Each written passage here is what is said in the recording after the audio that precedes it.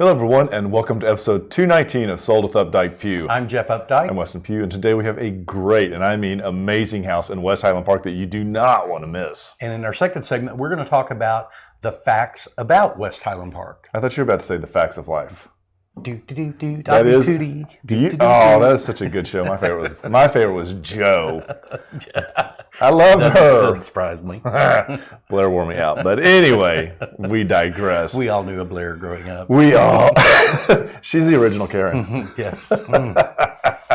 Well, it has been a great spring so far. We have really seen the market begin to open up, which is really exciting.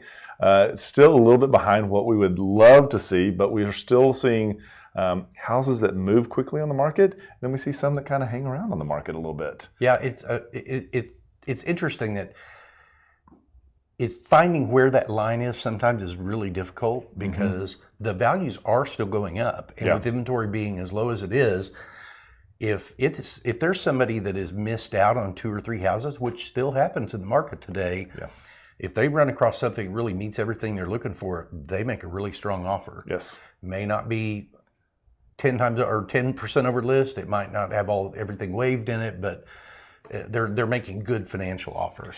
So can I just tell you about the house that I saw that closed on, I'm not going to say the street, but it's right behind Euclid. And it was 200 deep, and they were offering it only as a lot, Jeff. And it came on at $5.4 million. Let us know if you want to know what it sold for. Golly. Anyway, so it's an interesting market. I think that one of the things that we kind of wanted to point out in this first 5 minutes was talking about how to really stay engaged with good information that's timely, because as we move into the spring market, that's going to be so critical for buyers to be able to make, as you said, that quick decision when they have to. And one of the ways that you can do that is to download our Dave Perry Miller app. And we're going to put a link in the comments below for you to be able to do that.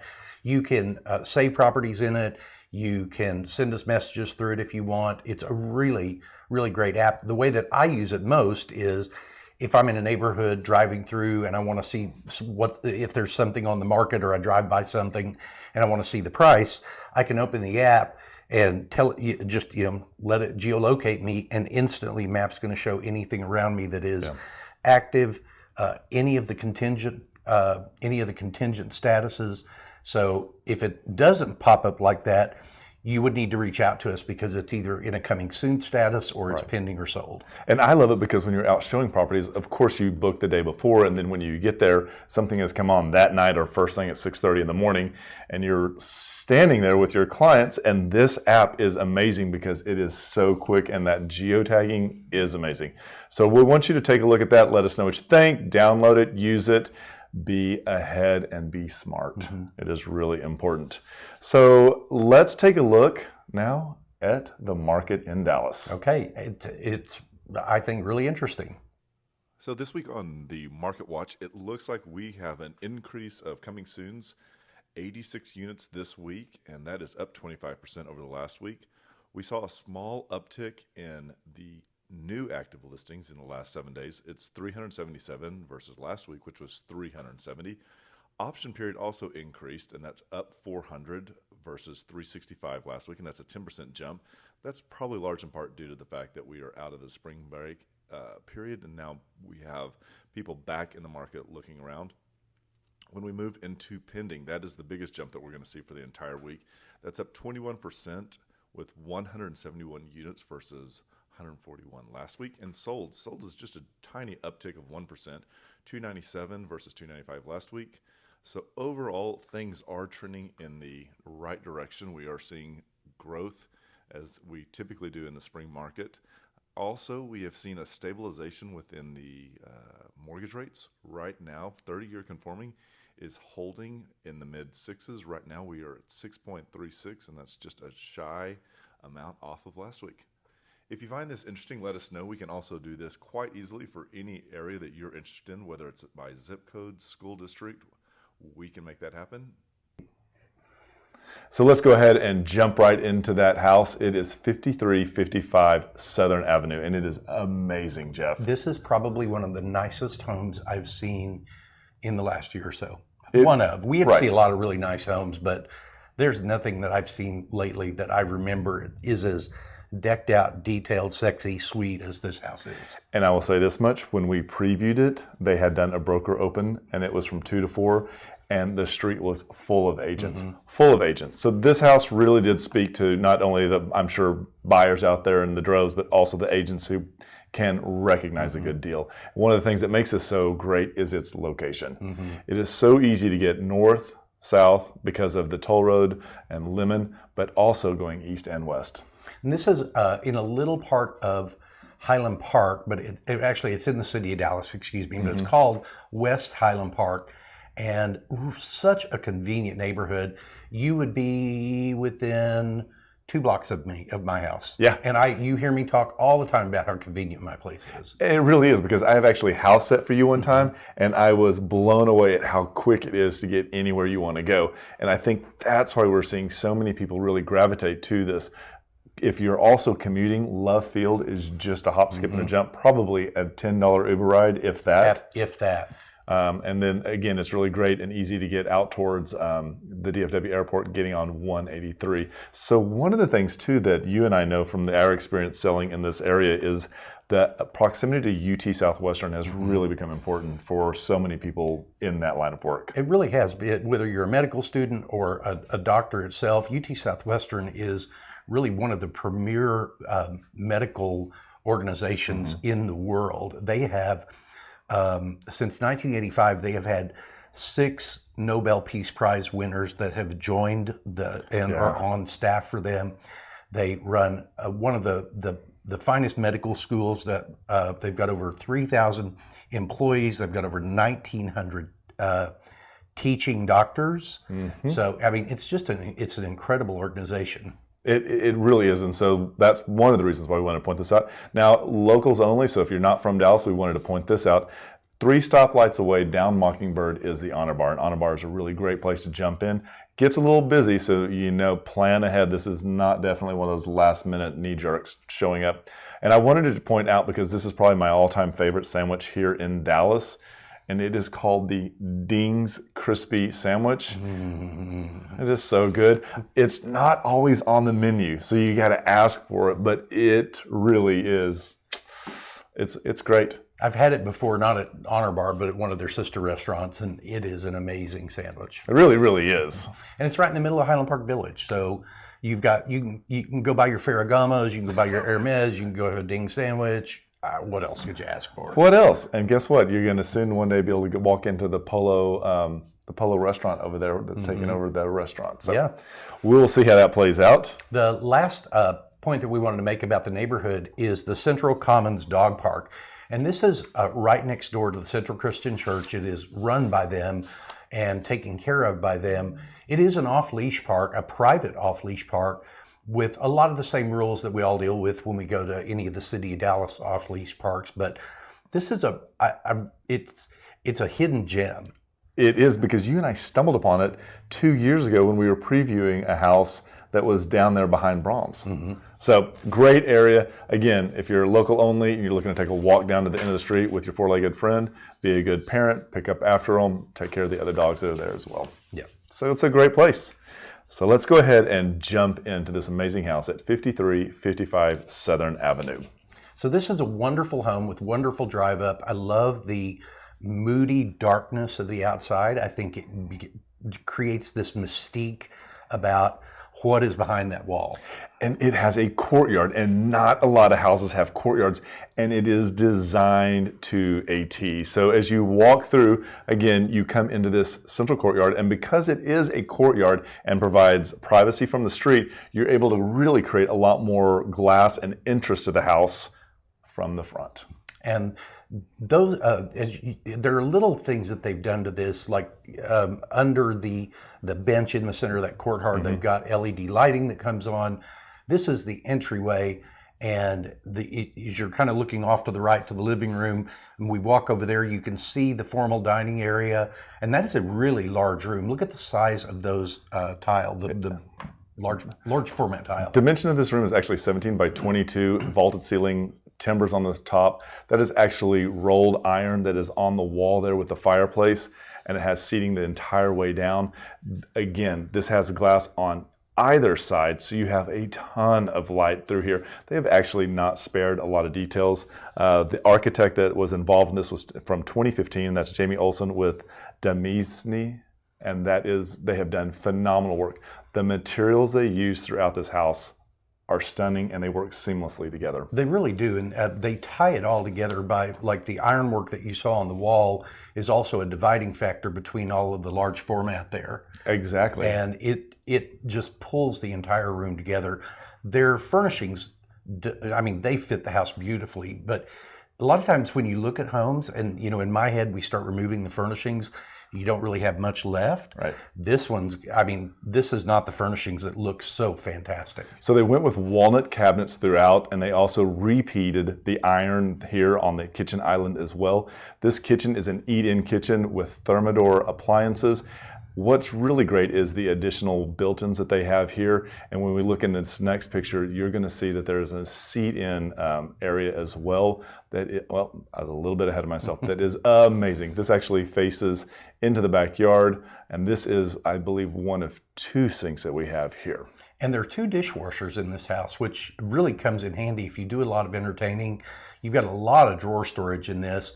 Here's the banquette that Weston was talking about. And God, I just love a banquette when they fit into a place like that. A table wouldn't look as good there. No. I mean, it's perfect. And so not only does the indoor-outdoor space from the kitchen work so well, but it also flows right across this really great climate-controlled wine cellar. And it is amazing. They've done a really great job with more of a sculptural way to apply the wine bottles. And here we've actually jumped all the way to this master bedroom. The master bedroom is really large, and they've gone ahead and created texture on the walling behind, very similar to what we saw in the kitchen. And this was a show-stopping master bathroom. Really was. This features Indonesian imported stone composite tub and a walk-in shower. The wall texture that you see there is a concrete, is it concrete? Light concrete, I'm guessing, but it has this beautiful texture to it that just flows, like you said, seamlessly, goes all the way around into the shower. And I love that they've taken that niche and run it all the way across. And they repeated that in the other bathrooms as well. So it's a really smart concept. Like, it doesn't try to get too much architectural gymnastics. It's just solid, smart decisions. We're in one of the other bedrooms, and this is the second that they use as an office. Both really great size. So it's not like you're at 2,700 square feet, I believe, and this is just perfectly laid out. This is the hall bathroom for both the bathrooms, and then we step out to this amazing outdoor space. I love this because this is a cantilevered cover that is done with steel, and it really enhances and just expands the living space that you have in the home. So you've got Corten metal that actually adds as a backdrop, but under your feet, you also have E-Play wood, which is really great. The built-in kitchen is just dead on. And again, they've taken and reflected that material in the ceiling there as well. Just really fits everything. There's also an outdoor shower that has both hot and cold water. From here, you get to see a really great view of the additional seating area and what it looks like looking back into the house. This would be such a great place to have an outdoor party, hanging out around the pool. Beautiful, beautiful home. So 5355 Southern Avenue is a 3-bedroom, 2.5 bath, 2-car garage built in 1954. It's about 2,760 square feet, and it's priced at $1,950,000, which is $706.52 a square foot. That is amazing. So what we've done in the comments, we're going to leave a link. Click on that link and you're going to get to see all the pictures that we weren't able to fit in. We also will be able to show you a video in another link that'll take you throughout this house. It's really romantic. It's gorgeous. And we want to say thank you so much to Michael Mahon for letting us feature this amazing home on our show. And with that, we'll be right back. Did you know there are a lot of ways you can keep up with us? For starters, every Wednesday at noon, we host Sold with Updike Pew, live from our Facebook and YouTube channels. Our show is dedicated to featuring some of the best homes in the Dallas market and about sharing timely information about market trends. But don't worry if you missed the show, because you can always listen to them on SoundCloud, iTunes, and Spotify.